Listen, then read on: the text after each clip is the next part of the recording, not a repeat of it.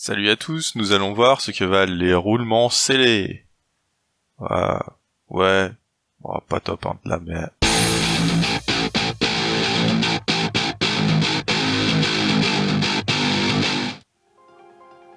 Les roulements que nous allons voir aujourd'hui sont des roulements considérés comme étant cheap, une dizaine d'euros pour le pack de 8 sur le net. Ils se définissent par deux boucliers scellés de part et d'autre et des cages scellées à l'intérieur.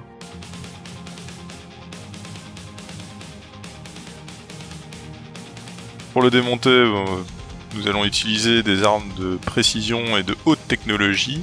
Commencer par attaquer par le centre, il n'y a pas de solution miracle, il faut vraiment détruire le bouclier pour réussir à le déceler, ce qui nous donnera accès au reste du roulement.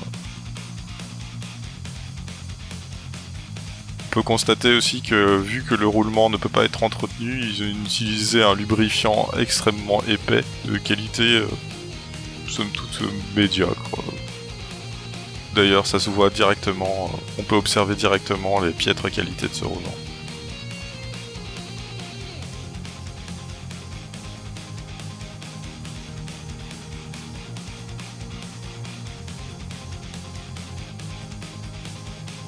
L'idée du jour, c'est de le démonter entièrement, récupérer via greffe d'organes d'un roulement Reds de chez Bones, steakage démontable, et puis de le nettoyer entièrement et le lubrifier, voir si on peut lui donner une seconde vie, si quelque chose est récupérable.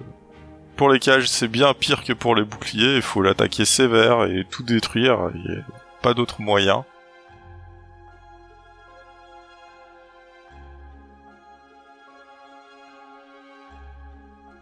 Pour le démontage et pour réussir à enlever la lubrification, on pousse les billes toutes du même côté et puis on fait sauter la partie centrale. Ce roulement était équipé sur une planche complète de chez Element. Je vais pas vous mentir, j'ai dû l'utiliser une ou deux fois, c'était vraiment infernal, il fallait pousser sans arrêt, c'était pas possible quoi. Donc l'idée c'était, j'ai remplacé ces roulements par des Reds de chez Bones, qui est la référence. Voilà, ça a donné une longue vie à cette planche, que j'ai utilisé quand même un sacré bout de temps. Une fois que l'ancien lubrifiant a été retiré, il reste le remontage du roulement. Pour ça, il faut réussir à replacer toutes les billes plus ou moins du même côté, replacer la partie centrale, repousser les billes à leur placement. Et puis, roule ma poule!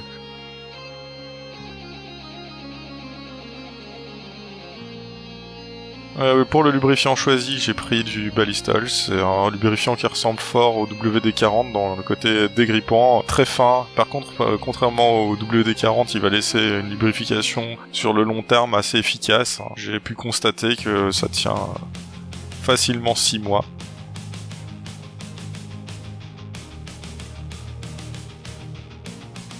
Voici notre donneur d'organes, un roulement Reds de chez Bones. Pour enlever le bouclier, c'est de la même façon, on attaque par le centre, on fait sauter le bouclier en essayant de ne pas abîmer la partie caoutchoutée, et puis il reste juste à faire sauter les cages.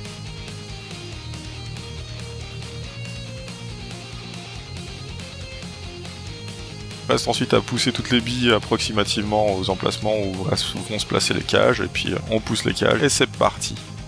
La conclusion de ce test, c'est qu'un remplacement du lubrifiant va pas être transcendant, ça va pas vous changer le roulement. En plus, vu le prix du truc, ça vaut vraiment pas le coup d'aller faire la greffe, d'aller récupérer un jeu de roulement complet pour leur transférer les cages.